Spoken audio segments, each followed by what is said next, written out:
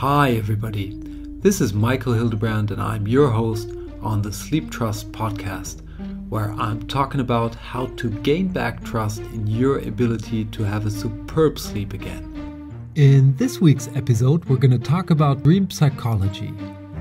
And I also want to announce that in next week's episode, we're going to have our first interview.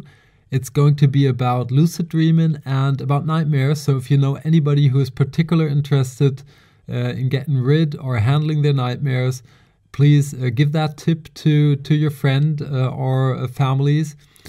And I'm not going to tell you which guest it's going to be. It's going to keep a surprise till next week, but I highly recommend you tune in. It's going to be super interesting. But let's get started by narrowing down our topic of dream psychology to the views of the two main actors in the field, which are Mr. Freud and Mr. Jung. So basically, both of them met first time in 1907. At that time, Siegmund Freud was already a well-known psychoanalyst, and he had a book published called The Interpretation of Dreams in 1900. So Carl Jung kind of adored him and was really seeking out his experience and his knowledge. And both of them had a deep core belief that the human mind is made up of two parts, basically, the conscious part, which is the smaller part, and the unconscious part. And this is today widely known and accepted as knowledge, but at that time it was kind of revolutionary, and there was no possibility to measure this stuff with EEGs as they can do today. But let's have a look at the relationship the two share with each other. First of all, they had a deep, deep friendship. They started to discuss and interpret and help each other to interpret their dreams, which is a very personal thing. They also had projects together, like they went to the US, held lectures together, and so on. So, but at one point, Carl Jung asked Sigmund Freud, in a letter he actually did it, and asked him that he didn't really want a friendship of equality, but rather saw Sigmund Freud as a person like a father in the father role, which basically got Sigmund Freud to a little bit freak out, because in his theories he kind of says that a son often wants to kill his father or get over him, something like that, which eventually happened. Not to spoiler this whole thing, but a couple of years later they started to throw dirt at each other, and basically I think the main fault, if you can talk about fault, is on Carl Jung's side, who wanted to kind of differentiate, and he didn't get the kind of the respect from Sigmund Freud he would probably have wanted or needed at that point. So that's how the story ended a couple of years later. I thought, with a smile on my face, of course, only, but I thought that's probably what happens if you have a deep friendship between two psychoanalysts. Eventually it's going to blow up at some point. Okay, but what does Sigmund Freud say about dreaming or the unconscious? He basically says that there are two main factors, two or three, that drive our unconscious, which is a big part Sigmund Freud relates to is the sexuality. So repressed sexualities, things that we would be ashamed of and kind of, keep close in our unconscious. This is a big part which can come up in your dreams. He also says that repressed childhood memories are things that would come up and show up, and of course wishes. So Carl Jung kind of agrees with him on that, but at some point Carl Jung didn't believe that most of our dreams are really related to suppressed sexualities or suppressed childhood memories, but he had a maybe kind of more positive view on things, and definitely more spiritual, because he came up with something that he called the collective unconsciousness. And this is basically the third consciousness level, coming from the conscious mind to the unconscious mind. And now we've got this collective unconsciousness, which he found to be kind of a consciousness of humanity or even more, where we hook up, where we dream of archetypes that he found in several religions, in mythologies, and he said that there must be shown up for some reason. these people didn't talk with each other and these symbols are constantly come. So he related that to this thing called the collective unconsciousness. But to Sigmund Freud, this was clearly, and he told him wandering off of the path of science into the path of mystics, which really kind of not only annoyed Carl Jung, but especially he didn't get the appreciation he so needed from his mentor and father role kind of friend, Sigmund Freud. When I started to record this podcast, I was thinking of coming up with an example and putting on the view Mr. Freud and Mr. Jung could have on this dream, this fictional dream. But I think that isn't a good idea, because I'm not Mr. Freud, I'm not Mr. Jung, and I'm not any kind of a dream analyst.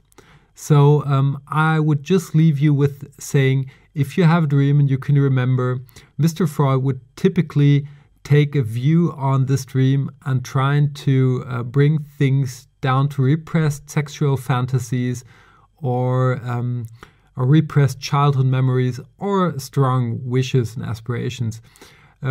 Where it comes to Jung, he would also include this kind of a collective unconscious view on that, which means he would grab out certain symbols and archetypes he would identify with you together.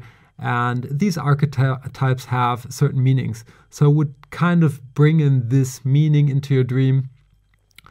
And even though I personally relate to this kind of spiritual view and think there is something that is maybe kind of common through humanity or even through the whole universe, I do believe that the interpretation of a dream lies by the dreamer itself. Only he knows and can recognize what the dream really means.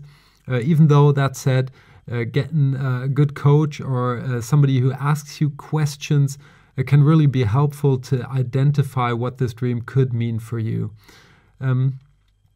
So that's my opinion on the psychology of dreams. And the last thought I want to share with you is actually related to the last podcast episode when we were talking about the cultural aspects of dreaming.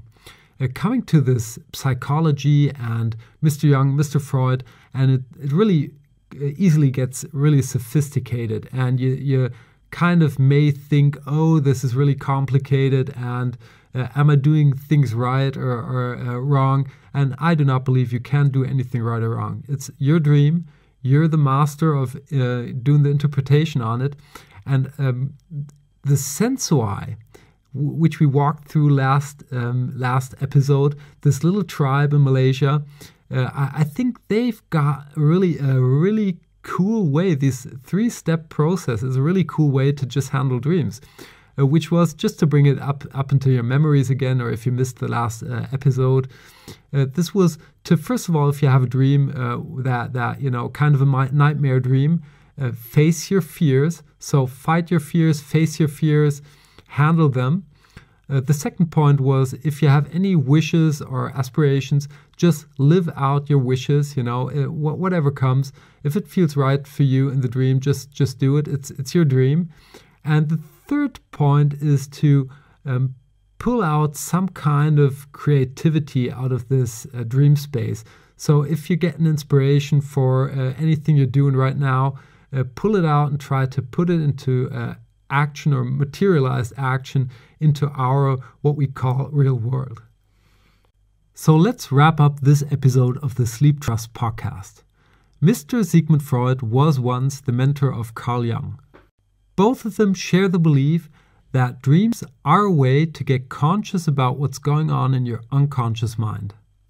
Whereas Sigmund Freud relates most of our dreams to repressed sexual fantasies or repressed childhood memories, Mr. Jung is a little bit more optimistic, and he also throws in the concept of a collective unconsciousness, which brings in archetypes that have similar meanings to all of us, which Mr. Freud could not relate to at all.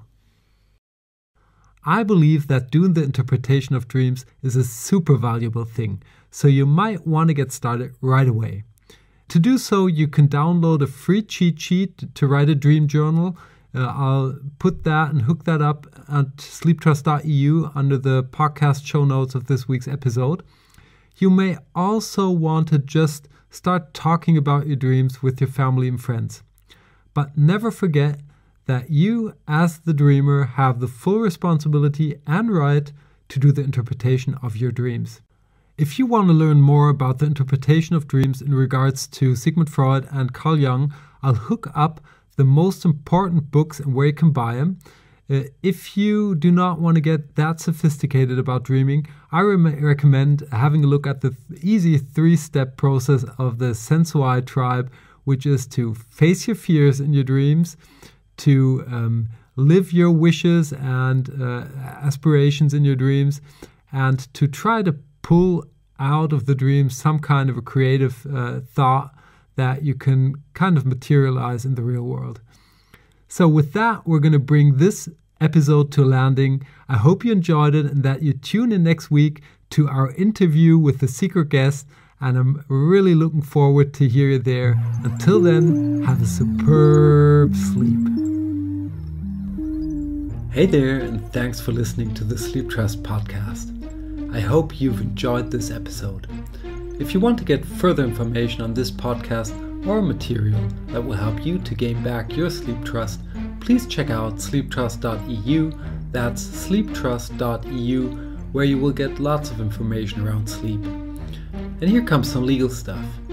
Everything on this podcast is my opinion only, so do not take it as an advice, as I am not a doctor, nor have I considered your personal situation. If you feel that you need medical advice, please consider getting an appointment at your doctor of trust. If you want to give me any kind of feedback on this podcast, feel free to email me at podcast@sleeptrust.eu. I hope you tune in again next week, and until then, have a good sleep.